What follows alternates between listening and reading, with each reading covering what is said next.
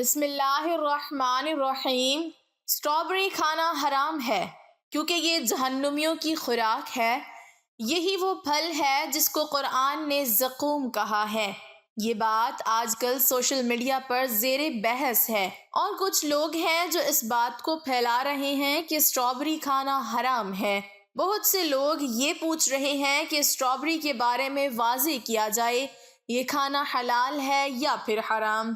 اس لیے آج کی ویڈیو میں ہم آپ کو اسٹرابری کے بارے میں فقہا کی آراء سے آگاہ کرنے جا رہے ہیں کہ فقہا کے نزدیک اسٹرابری کھانا کیسا ہے۔ سب سے پہلے یہ سمجھنے کی کوشش کرتے ہیں کہ زقوم کیا ہے۔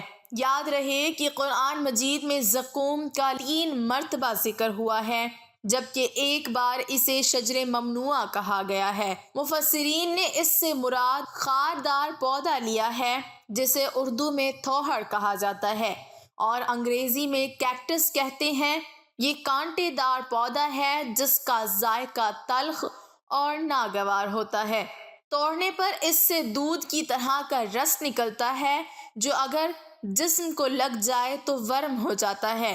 قرآن اور حدیث میں زقوم کا خاکہ اس انداز میں بیان کیا گیا ہے کہ بے شک کانٹے دار پھل کا درخت بڑے نافرمانوں کا کھانا ہوگا، پگھلے ہوئے تانبے کی طرح، وہ پیٹوں میں کھولے گا کھولتے ہوئے پانی کے جوش کی مانند۔ حضرت عبداللہ بن عباس رضی اللہ تعالی عنہما سے روایت ہے کہ رسول کریم صلی اللہ علیہ وسلم نے سورۃ آل عمران کی یہ آیت پڑھی، اے ایمان والو، اللہ سے ڈرا کرو جیسے اس سے ڈرنے کا حق ہے، اور تمہاری موت صرف اسی حال پر آئے کہ تم مسلمان ہو۔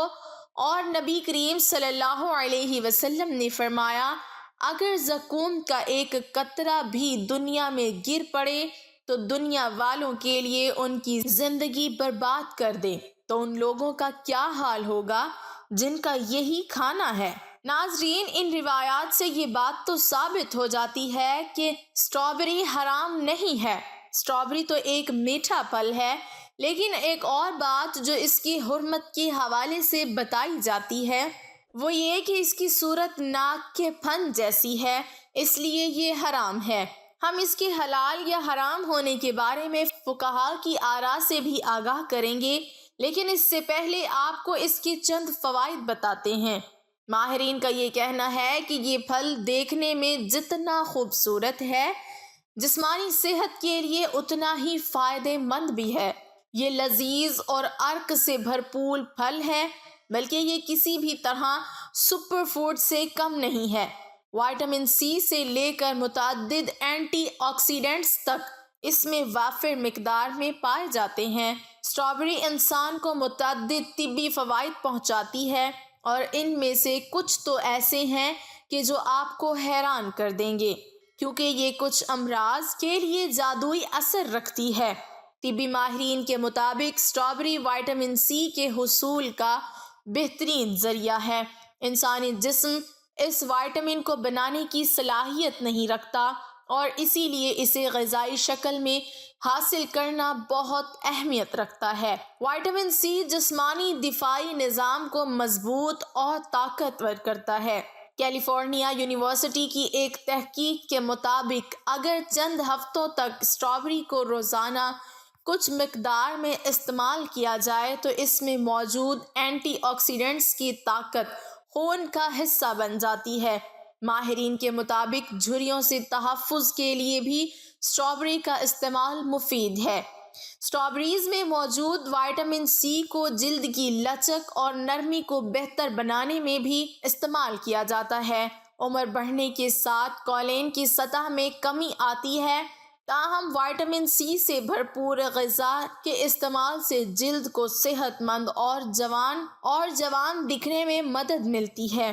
وٹامن سی کے ساتھ ساتھ اسٹرابری میں ایلجک ایسڈ بھی کولاجن کے خاتمے اور ورم کے رد عمل کو روکتا ہے اور یہ دونوں عوامل جھریوں کا باعث بنتے ہیں۔ اسٹرابری خراب کولیسٹرول کے خلاف مزاحمت بھی کرتی ہے۔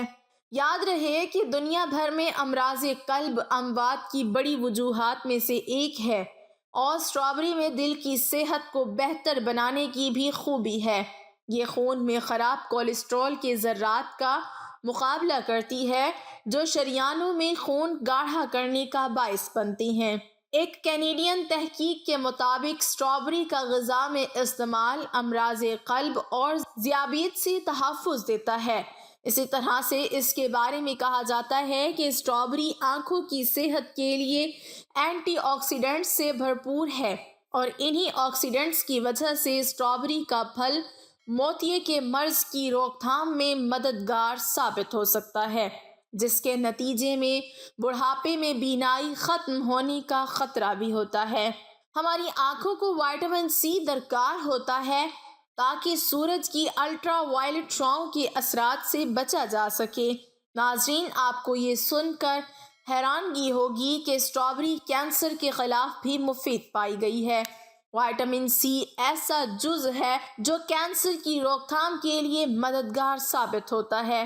جسم کے صحت مند دفاعی نظام کی بدولت امراض سے دفاع بھی مضبوط ہوتا ہے۔ ایک تحقیق کے مطابق اسٹرابری میں موجود ایک جز ایلجک ایسڈ انسداد کینسر کی خصوصیات رکھتا ہے اور کینسر کی خلیات کی نشو و نما کو روکتا ہے۔ ناظرین، یہ تھے چند فوائد اسٹرابری کے۔ چلیے اب آپ اسٹرابری کے حرام ہونے یا حلال ہونے کے بارے میں بتاتے ہیں۔ اب یہ سوال باقی رہ جاتا ہے کہ اسٹرابری کو زقوم کیوں کہا گیا ہے؟ تو یاد رہے کہ اسٹرابری کا نام اگرچہ زقوم ہوگا لیکن یہ نام عربی والا نہیں ہو سکتا، بلکہ یہ اردو یا کسی اور زبان کا زقوم ہوگا اور اس کے معنی وہ نہیں ہو سکتے جو کہ عربی والے زقوم کے ہوتے ہیں، اور اس کی تفصیل روایات کی روشنی میں ہم نے پہلے ہی بتا دی ہے۔ اور اس بنیاد پر اسٹرابری کو زقوم نہیں کہا جا سکتا کیونکہ اسٹرابری تو ایک خوش نما ذائقے دار پھل ہے جو دنیا کے تقریباً تمام ممالک میں جاتا ہے۔ معلوم ہوا کہ جو لوگ اس اسٹرابری کو زقوم کہتے ہیں وہ غلط ہے، اس کا عربی نام تو اس کے علاوہ ہے، تو اس کو جو لوگ زقوم کہتے ہیں وہ کسی اور زبان کا لفظ تو ہو سکتا ہے لیکن عربی کا نہیں، لہٰذا اس کا جہنم کا پھل ہونا کسی بھی شرعی اور لغوی دلیل سے ثابت نہیں ہے۔ اسی لیے فقہا کے نزدیک اس کا کھانا بلا شبہ جائز اور حلال ہے۔ باقی رہی بات جہنمیوں کی غذا کے بارے میں، تو اس بارے میں آتا ہے کہ ان کے من جملہ غذا زقوم کا درخت ہوگا۔ زقوم ایک خاردار، کڑوا اور زہریلا پودا ہے جسے اردو لغت میں تھوہڑ یا ناک پھن کا پودا لکھا گیا ہے۔ یاد رہے زقوم اور اسٹرابری دونوں نام صورت ذائقے میں بالکل مختلف اور الگ الگ ہیں۔ اسٹرابری کو زقوم قرار دینا درست نہیں ہے۔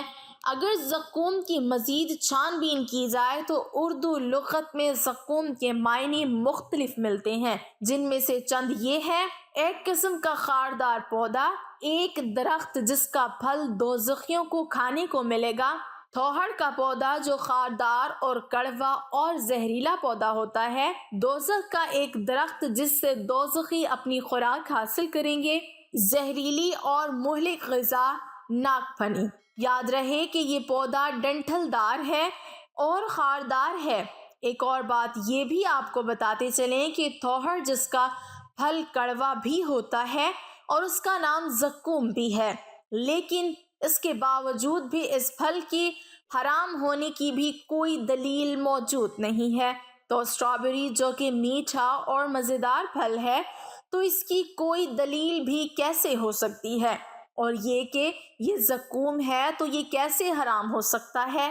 ناظرین، ساری گفتگو کا حاصل یہی ہے کہ اسٹرابری حرام نہیں بلکہ حلال ہے، اس کے کھانے میں کوئی حرج نہیں ہے، اس لیے اس کو شوق سے کھائیں۔ اللہ پاک ہمیں نیک عمل کرنے کی توفیق عطا فرمائے اور ہمیں دین کی مکمل سمجھ نصیب فرمائے، آمین۔ ناظرین، کمنٹ باکس میں ایک بار اللہ کا نام ضرور ٹائپ کریں۔